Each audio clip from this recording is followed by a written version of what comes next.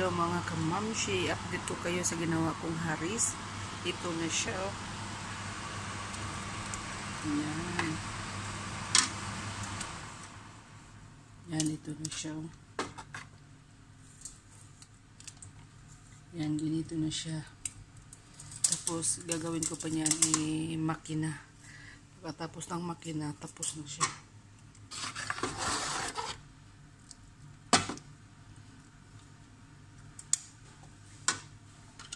Tatanggalin lang natin yung buto.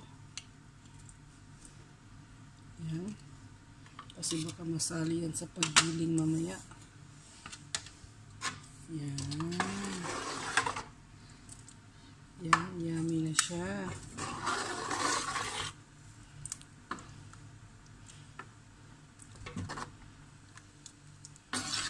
Oh, diba?